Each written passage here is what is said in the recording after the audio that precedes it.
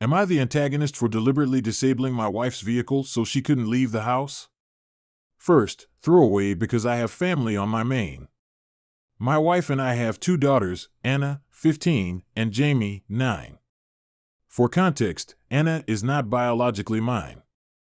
Her father passed away when she was 3, and I've been in her life since she was 6.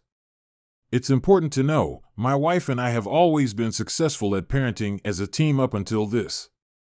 Just before the summer, Anna came out as a lesbian. My wife displayed an array of emotions, none of which were positive.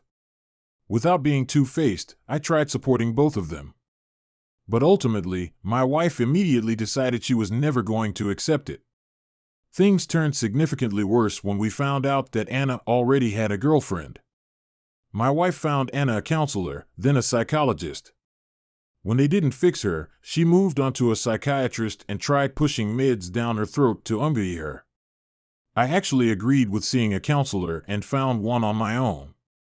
The three of us attended one session together. My wife refused to return because the counselor was obviously pro-LGBTQ. At the therapist's recommendation, I met Anna's girlfriend and even took them out to eat. Then I let them go on dates alone. Wife didn't know. We both dropped things with my wife and let her fester in her own hatred. As if things couldn't get worse, my wife made the decision on her own to send Anna off to a boarding school 4 hours away. That contributed to a nasty fight. When Anna was told, she broke down sobbing and said she made a mistake coming out. I told my wife she wasn't going to do this to Anna, but she was adamant. The school required an in-person meeting before finalizing her enrollment. The night before the appointment, I caught Anna trying to run away, to which I promised her she wouldn't be going. Again, my wife and I had it out. What I did next, after my wife fell asleep, I pulled a few fuses under the hood of her vehicle, causing it to crank but not turn over. This, of course, caused her to miss the appointment. I later lied and said something was broken. Her car sat for 8 days while I waited on the part that was never coming. Her brother stopped by the house and ended up taking a look. He found the missing fuses, and immediately she knew what I did. Now that her car was operational, she called to reschedule, but was informed the deadline to enroll had passed. What occurred after, I'll say I can forgive but not forget. She accused me of making Anna gay, claiming I treat both girls like men. She then stated I have no say in any decisions going forward since I'm not Anna's father and I have no idea what it's like having a child come out as gay. I brought up the fact the tuition at the boarding school was very costly. Since it's our money, I should absolutely have a say. She accused me of controlling and manipulating her because of what I did with the car. She took the keys from me, told me I failed as a husband and a father. It's been 3 days, and she hasn't uttered a word to me, and I feel bad for what I did. Please adopt Anna if you can. You have no reason to feel bad. You are the hero Anna needs. Your wife is terrible, and you should actively look for a decent divorce attorney and start the separation process. I wish there were more parents out there like you. So many kids need a hero like you. Am I the antagonist for lying to my friend's family about where she was so she could leave the country? This just happened, and my own parents just found out and are very angry with me. My friend, college friend, got married 2 years ago, and 6 months ago, she found her husband in a compromising position with another man. The truth came out that he only married her to have kids and to save face because in my culture same-sex relationships are taboo. He used her. She filed for divorce and moved back home. Even though she told her family what happened, while they were upset, in our culture females are blamed for nearly everything wrong in a marriage, and this case was no different. Also, because arranged marriages are the norm, and she came from an ultra-conservative family, they decided to find another match for her. Here's where things get icky. Because she was used now in their eyes, they started looking for a man 10 times her senior, and that is exactly what they find. He was divorced 3 times, had 4 kids who lived with him, and was 13 years her senior. She didn't get a say. She begged them not to do this. Her parents didn't listen to her. They got her engaged last week, and she was at my house crying yesterday. Now I'm a little impulsive and I have some savings. My friend also has a U.S. visa, valid for 3 more years. I have some friends there who are in HR in good companies. I told her that if she was willing, I'd get her a ticket and she can leave the country. It's a huge step for us girls in our country, but she didn't want to get married to a man like that after not even having recovered from her previous trauma. I talked my friend into the whole idea, and she went home to sneak her passport out of her dad's cupboard. I got her a ticket and gave her the rest of my money in cash and some she got from selling all her gold, and dropped her off at the airport. Her flight was in 6 hours. She was still at the airport when her parents showed up panicking, asking where she was. I lied about knowing, and they're having a breakdown right now. I just want her safely out of the country before I say anything. My friend just got on her flight and she was on the phone with me when my parents overheard. They're pissed off at me for lying to her parents and tell me this was none of my business. Now, they're calling her parents to tell her she's not dead in a ditch somewhere, but has run away. I don't know what's going to happen. They demanded where she is, and I'm refusing to tell. My entire family thinks I'm the AH, but I don't. Update: so, I got a few messages and comments about the highlighted with a man part, and I was accused of homophobia. I need to clarify. The ex-husband was severely homophobic, to the point of making all of us friend uncomfortable. He'd bring it up in conversation randomly. So to find out he was gay all along was a shocker. The kind of things he said were insanely grotesque. You are not even close to being the antagonist. You have saved your friend. Furthermore, you did a fantastic job getting her out, and in my opinion you should look at getting out too. Make sure your friend knows about some women's support groups that could help her get her in a better position. Her family will most likely not stop looking for her, so make sure you keep providing her support and keep her safe. Am I the antagonist for making my coworker look bad for being late? So there have been a couple of incidents lately that have led my coworker, Jen, to become very angry with me. For background, we are both scheduled to start work at 8 o'clock every day. I usually get there between 7:30 to 7:45. Jen typically gets in at 8:30 or later. I have never complained about her getting in late or tried to draw attention to it. It doesn't affect my job, it's not my business, and I don't care. The first incident was on a day that I was running late. I was only running 5 minutes or so late, but I texted my coworkers to let them know because the last time I was 5 minutes late, I received 6 phone calls asking where I was before I got to work because people are used to be getting there early. Throughout the day, Jen made several jokes about how lazy I was for being late. Then, when we were in the elevator together leaving for work, she said in a rather sharp tone, "You know, when you make a big show of telling everyone you're going to be late when it's only 5 minutes, it's pretty obvious that you're just trying to show everyone else up. You're not going to make any friends with that teacher's pet act, FYI." I just kind of brushed it off and hadn't thought of it again until today. Today is the 3rd day since the secure access cards we use to get into our office have been on the fritz. I got to work at 7:30 only to find that my secure access card wouldn't work. One coworker who gets in at 7 o'clock every day was already there, but when I called, his line was busy. So I just waited for whoever came in next. That turned out to be my and Jen's boss at 8:30.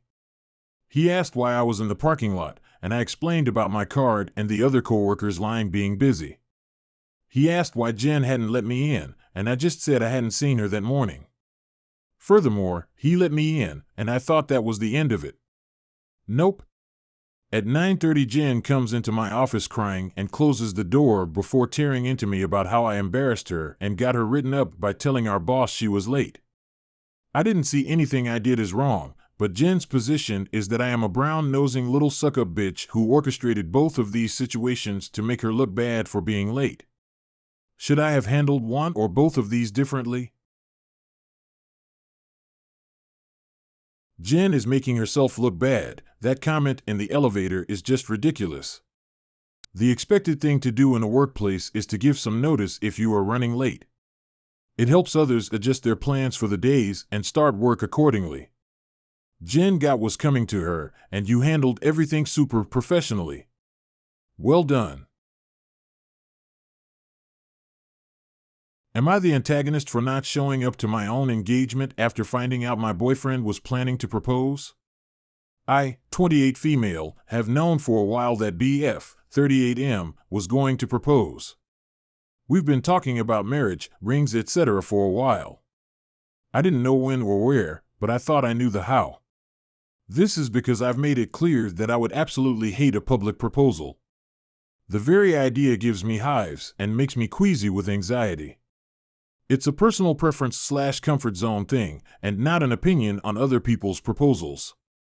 There have been a few times when I thought he was going to ask, but I was wrong each time, wasn't too disappointed because I knew it'd come eventually. The night of the conflict was my birthday last week. We were going out to celebrate, and he'd even given me my gift early to wear to dinner, since it was the first time we'd be going out for my birthday since pre-COVID. We were meant to meet at the restaurant, but my dad called before I left, asking if our big announcement tonight was baby-related, and if so he'd like to congratulate me in advance in case he didn't make it due to a travel delay. A few minutes into the call, I put two and two together, and immediately called my best friend, who reluctantly confirmed my fears. She hadn't wanted to spoil BF's surprise, but she also tried her best to convince him to scale it down because she knew I wouldn't like what he'd planned. At this point, I was very late and my BF had been texting, saying that I was going to make us lose our reservation. I called him and asked directly if he was planning a public proposal. He couldn't deny it, and after he told me he'd reserved the entire restaurant for 75 people, I told him that this wasn't what I wanted and that I'd be happy to attend, but only if he promised not to do it in front of everyone there.